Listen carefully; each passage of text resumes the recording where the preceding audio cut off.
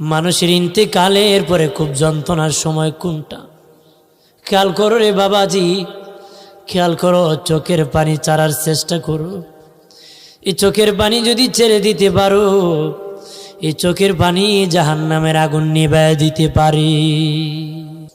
লঙ্গিগুলা যখন টানিয়া টানিয়া খুলে, পেন সেলোয়ার যখন টানিয়া টানিয়া খুলে ফেলে, গেঞ্জি কেসি দিয়া কাটা শুরু করে দেয়।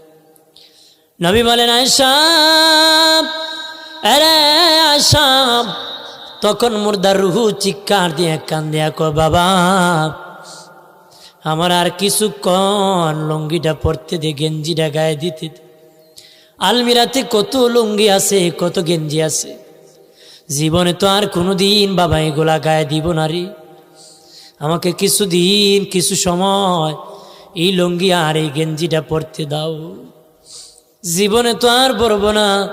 নবী বলেন, আয়েশা রে, পৃথিবীর কেউ মানে না, পৃথিবীর কেউ মানে না, পৃথিবীর কেউ মানে না, জোর করিয়া কাটিয়া কাটিয়া টানিয়া টানিয়া খুলে ফেলে দে। আর মুর্দার রূহ চিৎকার দিয়ে কান্নাকাটি করে রে আয়েশা, কিন্তু পৃথিবীর কেউ মানে না। নবী বলেন, আয়েশা, ইন্তেকালের পরে এই হলো প্রথম যন্ত্রণা। একটু চিল্লা জবান খুলে বলেন আল্লাহু আকবার। একটা মানুষ যখন মরণের সময় হয়ে যায়, মৃত্যুর সময় 500 ফেরেশতা তার দেহের উপর ঝাঁপিয়া পড়ে যায়। মৃত্যুর পরে 500 ফেরেশতা, মৃত্যুর সময় তার দেহের ওপর 500 ফেরেশতা ঝাঁপিয়া পড়ে যায়। হাতের লাইন কেটে দেয়, পায়ের লাইন কেটে দেয়। বাবাজি যখন লাইন কেটে দেয়, পা নাড়া বন্ধ হয়ে যায়, হাত নাড়া বন্ধ হয়ে যায়, শরীর নড়াচড়া বন্ধ হয়ে যায়। রুহটা এখানে এসে যায়, রুহ কবজ করবে মালাকুল মউত। মুখ দিয়া পারে না, হাত দিয়া পারে না, জবান দিয়া পারে না, কান দিয়া পারে না।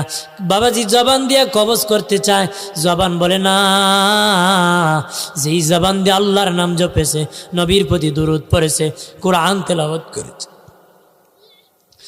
আল্লাহর নামে তাসবিহ পড়েছে রে, এই জবান দিয়া রূহ কবজ করা যাবে না। চায় কান দিয়া, কান বলে না না।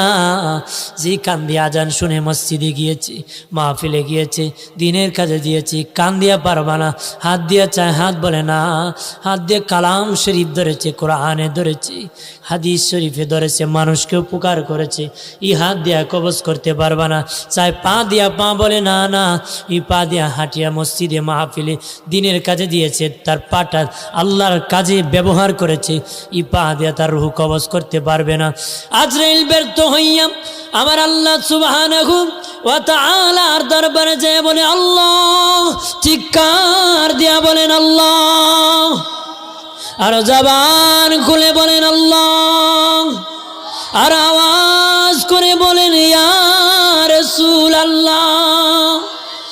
ফেরেশতা আজরাইল দেখে বলে, মালিক, ও মালিক, তোমার বান্দার রূহ কোনো দিকে কবজ করতে পারি না, তোমার বান্দার রূহ কবজ করতে পারতেছি না, কিভাবে রূহ কবজ করব? আল্লাহ বলবেন, আল্লাহ বলেন, রে আজরাইল, যাও যাও, তোমার হাতের মধ্যে আমি আল্লাহর ইসমে জাতের নাম আল্লাহ, এই নামটা আমার বান্দার চোখের সামনে ধরো। আমার বান্দা আমার নাম যখন দেখবে, আমার নামের সাথে ফানা হয়ে যাবে, বেহুশ হয়ে যাবে, সাথে সাথে তার রূহটা কবজ হয়ে যাবে। আরো জোরে কম।